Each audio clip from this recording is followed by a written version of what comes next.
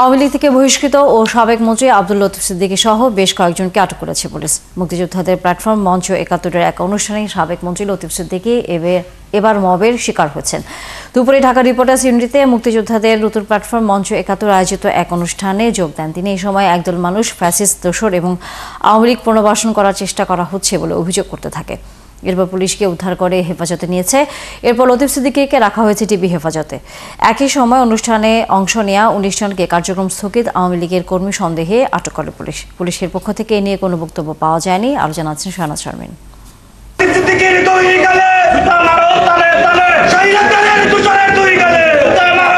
মুক্তিযোদ্ধাদের নতুন সংগঠন মঞ্চ ৭১ ঢাকা রিপোর্টার্স ইউনিটিতে এক অনুষ্ঠানে আয়োজন করে। অনুষ্ঠানে যোগ দেন সাবেক মন্ত্রী ও আওয়ামী লীগ থেকে বহিষ্কৃত নেতা মুক্তিযোদ্ধা লতিফ সিদ্দিকী। সেই অনুষ্ঠান স্থলে যায় একদল মানুষ যারা নিজেদেরকে জুলাই আন্দোলনকারী ও আওয়ামী শাসন আমলে নির্যাতিত বলে দাবি করে। আন্দোলনের জন্য রাজপথে ছিল, তারা কিন্তু কোনো ধরনের মুভের পক্ষে যায় নাই। তারা তাৎক্ষণিক আইন শৃঙ্খলা বাহিনীকে জানিয়েছে, আইন শৃঙ্খলা বাহিনী এসেছে। সেখানে গিয়ে জুলাই আন্দোলনে বিরোধিতাকারী ফ্যাসিস্ট ও ধর্ম অবমাননাকারী বলে লতিফ সিদ্দিকীকে প্রশ্নবাণে জর্জরিত করতে থাকে মবকারী জনতা। আসতে বলছে সেটাই ঘটনা মামুল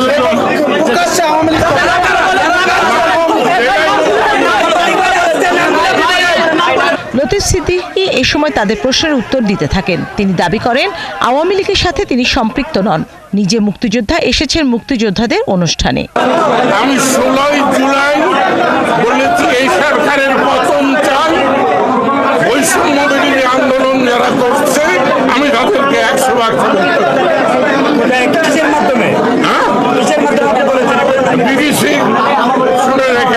লতিফ সিদ্দিকীর সামনে অনুষ্ঠানে আগত ২-১জনকে মৃদু মারধর করতে দেখা গেছে। তারা আওয়ামী লীগ করেন না বলেও দাবি করেন। এখানে যাওয়ার পথে দেখি এখানে হট্টগোল হয়েছে, কি হচ্ছে দেখার একটা আগ্রহ। ঢুকেই দেখি যে এরকম হচ্ছে, পরে অবস্থায় দেখলাম যে না, এটা ভালো অবস্থা না। আমি আস্তে আস্তে বেরিয়ে গেছি, বাইরে বেরিয়েছি। তখনই আমাকে বলছে যে আমি আওয়ামী লীগের লোক। আমি যে বলেছি পলিটিক্সের সাথে ইনভলভ না। এরপর ঘটনাস্থলে পুলিশ এসে লতিফ সিদ্দিকীকে উদ্ধার করে গাড়িতে তোলে। নেওয়া হয় ডিবি হেফাজতে, রাখা হয়েছে মিন্টু রোডের ডিবি কার্যালয়। অনুষ্ঠান স্থল থেকে আরো ১৯ জনকে পুলিশের গাড়িতে তুলতে দেখা গেছে। তাদেরকেও ডিবি কার্যালয়ে আনা হয়েছে। এরা কার্যক্রম নিষিদ্ধ আওয়ামী লীগের নেতাকর্মী কিনা তা খতিয়ে দেখছে পুলিশ।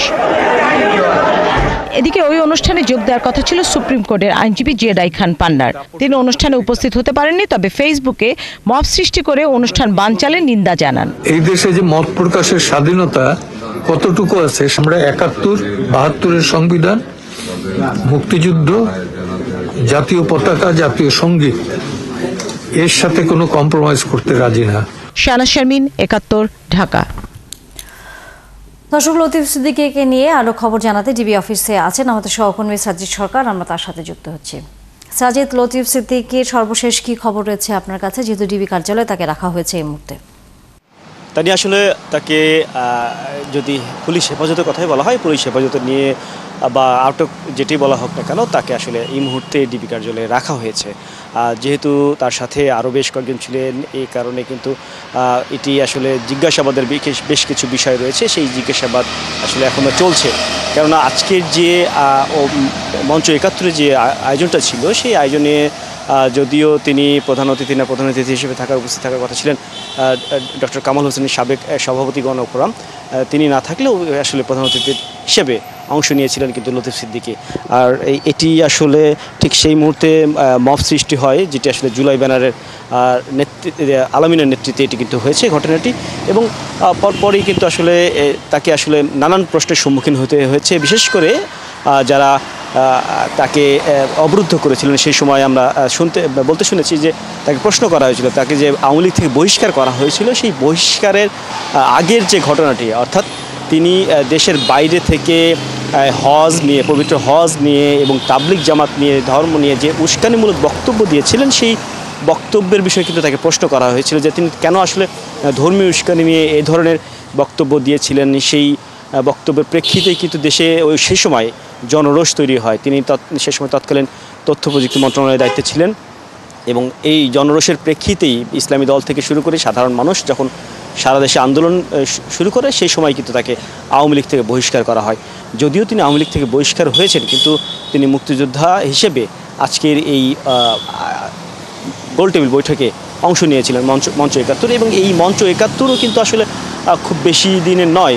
এই গেল ৫ই আগস্ট জেডাই খান পান্না সহ বেশ কয়েকজন কিন্তু এই সংগঠনটির আত্মপ্রকাশ ঘটান, এবং সেটি আজকের এই প্রথম প্রোগ্রাম, এবং সেই প্রোগ্রামে তিনি